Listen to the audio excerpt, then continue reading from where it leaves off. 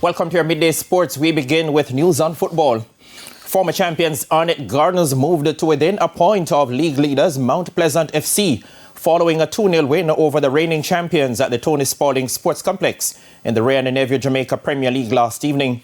Kimani Arborn in the 54th and Jaheim Thomas in the 69th minute were the scorers for Arnett, who moved to 21 points in third place, the same as second-placed Tivoli Gardens.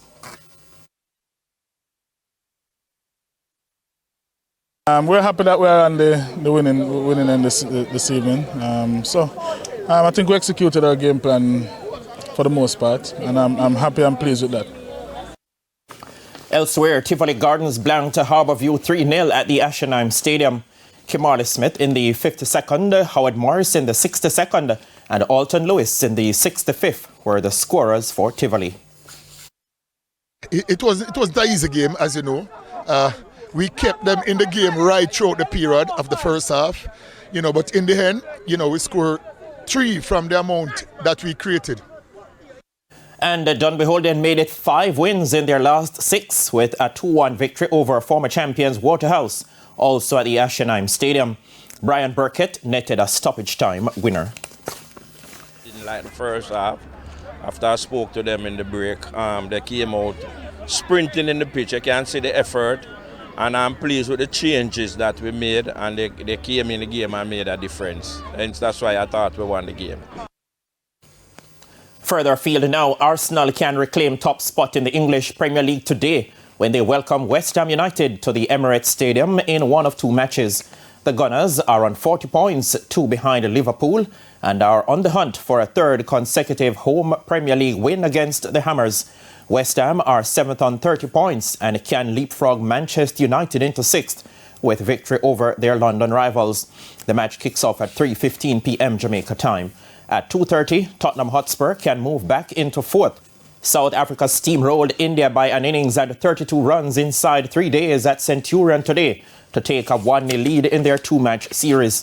The pace of Nandre Berger, 4 for 33, Marco Jansen, 3 for 36, and Kagisa Rabada, 2 for 32, blew away the Indians for 131 in their second innings after they were faced with a first innings deficit of 163 runs.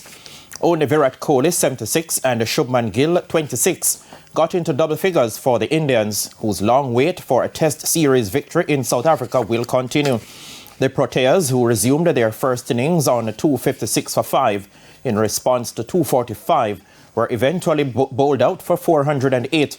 Dean Elgar, who restarted on 140, fell for 185, while Marco Jansen was left unbeaten on 84. Jasprit Bumrah was the pick of the Indian bowlers with 4 for 69. The second test bowls off on January 3 in Cape Town. And it's honours even heading into the 4th and penultimate day of the second test between home team Australia and Pakistan after a tremendous fight back with the ball by the visitors at the Melbourne Cricket Ground on day 3. Entering the 3rd day at 194 for 6, still 124 runs behind Australia's first innings total of 318. Pakistan's last 4 wickets added another 70 runs before they were bowled out for 264 before lunch. Mohammad Rizwan carried his overnight 29 to 42, while Amir Jamal made an unbeaten 33. Australia's captain Pat Cummins was the pick of the bowlers with 5 for 48, his 3rd 5-wicket haul at the MCG, while Nathan Lyon ended with 4 for 73. With a lead of 52 runs on first innings, the home team already had a platform to build. However, they were put on the back foot as they found themselves on 16 for 4 just after lunch.